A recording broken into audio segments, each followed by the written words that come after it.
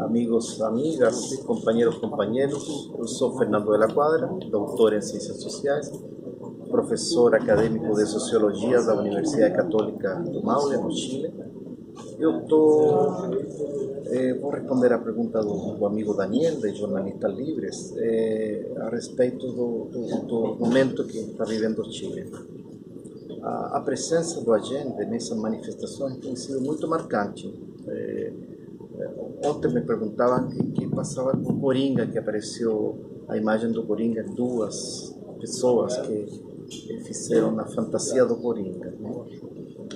O Coringa é algo completamente anecdótico. A grande figura que tem estado presente nessas mobilizações é Salvador Allende. Até porque, se você lembra, amigos, amigas, Allende no discurso final, ele falou: sigam vocês sabendo que muito mais cedo que tarde abrirão-se as grandes alamedas por onde passe o homem livre para construir uma sociedade mais justa e melhor. E se abriram as grandes alamedas. O sea, a manifestação do dia 25 de outubro foi uma manifestação na Alameda, multitudinária, onde assistiram mais de 1.200.000, 1.300.000 pessoas, o qual representa uma porcentagem significativa da cidade de Santiago, e também outras alamedas do Chile, desde Arica a Punta Arenas, ou seja, desde o extremo norte ao extremo sul, manifestaram-se contra o modelo neoliberal. Essa é a marca do protesto, das manifestações hoje no Chile. Em diferença do Brasil 2013, essas manifestações têm sido claramente manifestações contra o modelo neoliberal implacável, que acabou com o sistema da previdência solidária, da previdência do reparto, e que impôs um modelo de previdência com capitalização individual, que agora está colhendo os frutos para as empresas e para os cidadãos, tudo de pior, tudo de iníquo. Nós temos muitos casos já de pessoas que recebem 40%, 45% do salário real que eles tinham, que são professores que estão virando camelôs, que estão vendendo bugiganga nas ruas, são pessoas que estão em situação fragilizadas. Inclusive aumentou o nível de suicídio em grupos de idosos, porque não conseguem levar uma vida, comprar os fármacos que precisam, comprar a cesta básica que precisam para se alimentar, e finalmente decidem fazer eutanásia. Tem casos dramáticos de idosos que têm decidido então se suicidar para acabar com essa vida ruim que estão levando no Chile. Essas manifestações começaram, como de pronto vocês já muitos sabem, porque o governo aumentou em 30 pesos o valor do metrô. 30 pesos equivale a 15 centavos do real. 15, 20 centavos do real. Ou seja, nada. Nada. Aí que aconteceu? Os estudantes secundaristas começaram a evadir, a pular a catraca do metrô, e o governo acusou eles de vândalos, de criminais, que queriam destruir o país.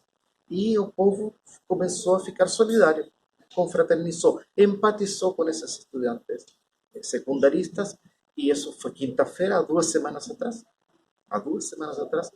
E na sexta-feira, dia 18, já o país começou a ferver, teve saqueios, teve ocupações de ruas, tomas de prédios públicos, e o governo não achou nada melhor que declarar estado de emergência e toque de recolher. E nessa situação, os militares saíram para a rua e começaram a se produzir um conjunto de assassinatos, desaparecimento de pessoas que até hoje estão sendo procuradas, e isso gerou uma solidariedade e uma rejeição absoluta ao governo de Piñera, governo de um empresário. E até hoje, estou acompanhando as mobilizações no Chile, até hoje a Alameda também está sendo tomada pelos manifestantes, e não só a Alameda, também a Moneda, o Palácio de Governo, e a repressão tem sido muito forte, mas a luta continua. Os temas do movimento têm sido articulados em parte por movimentos sociais, e hoje empezaram os partidos políticos a colocar novos temas, por exemplo, a derogação da Constituição de Pinochet, que foi uma Constituição aprovada ilegitimamente no ano 80.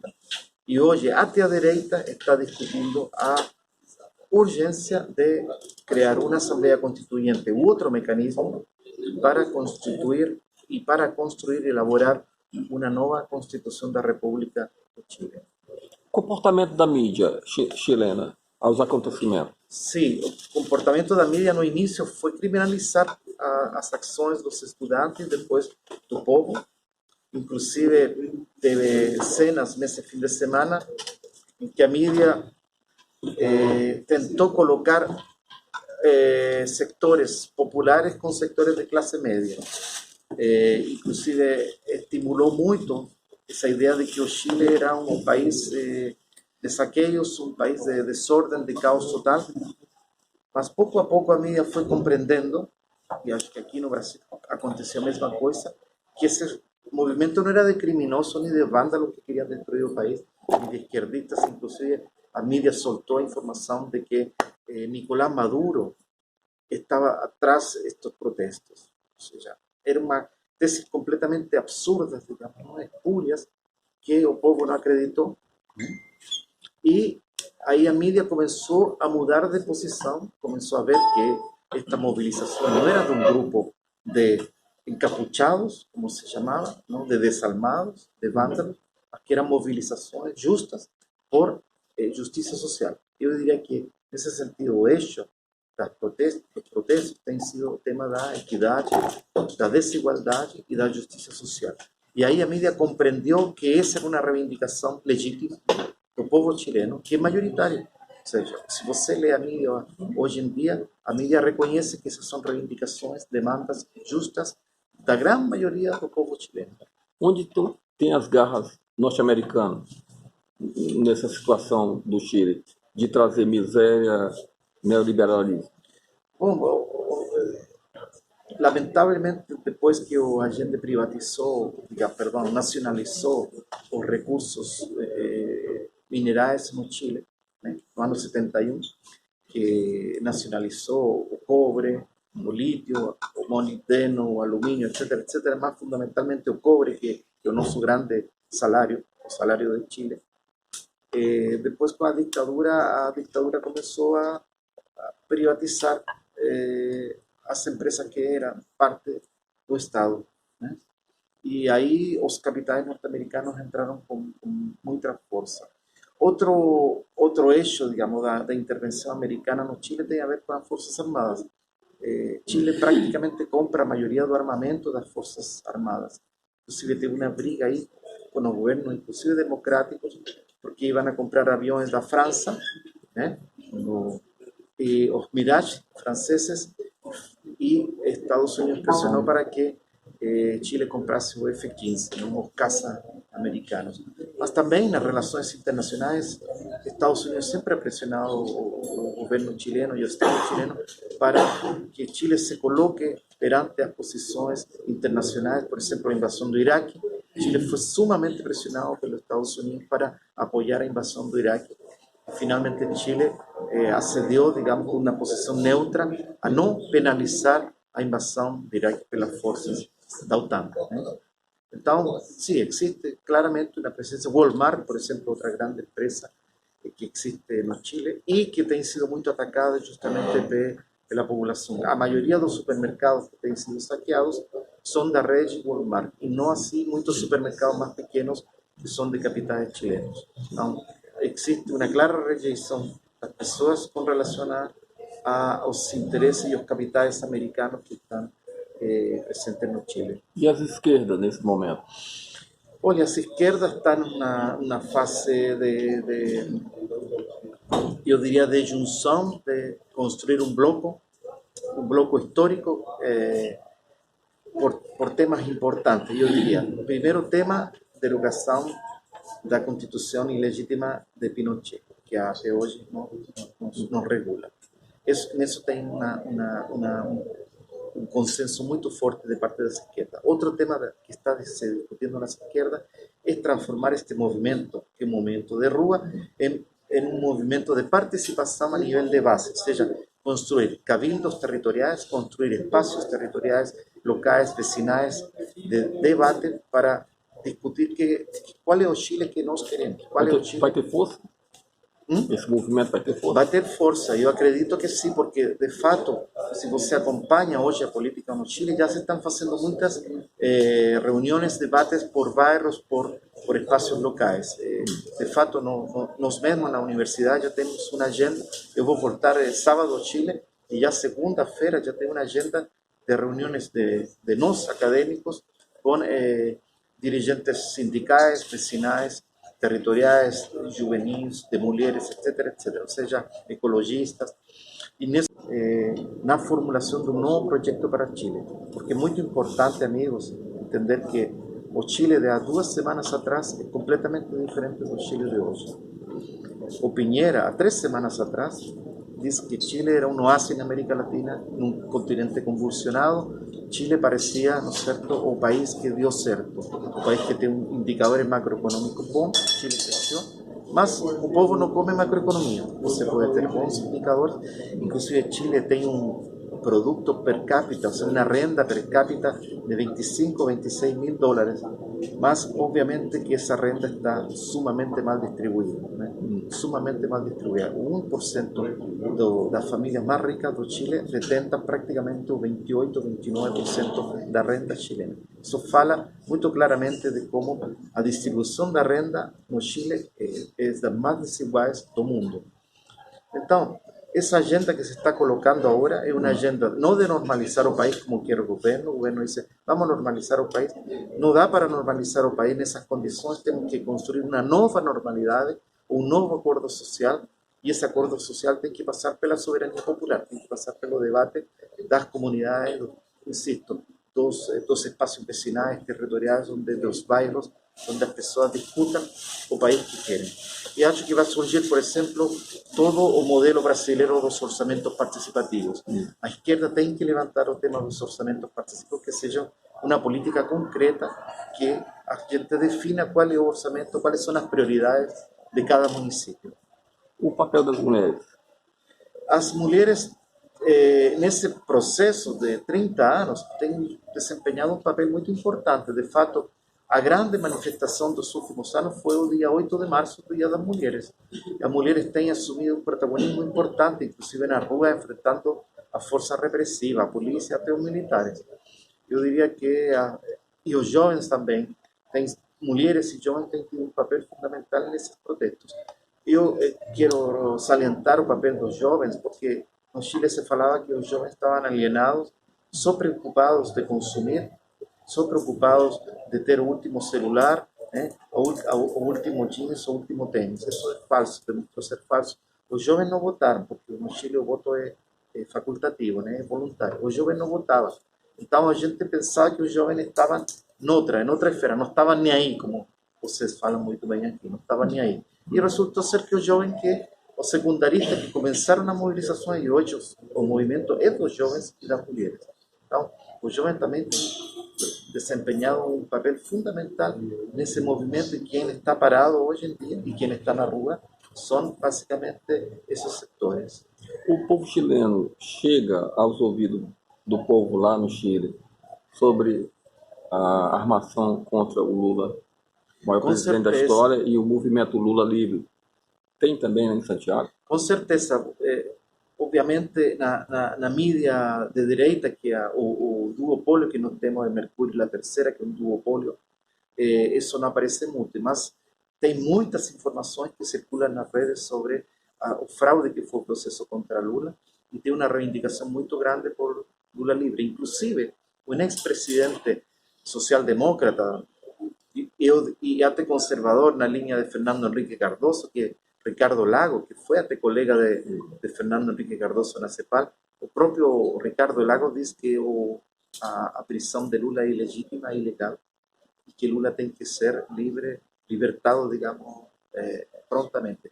A alta comissionada dos direitos humanos, que é a ex-presidenta Michelle Bachelet, também já declarou seu apoio numa carta, inclusive, de muitos ex-mandatários a libertação de Lula. É um tema... Lula é muito querido no Chile.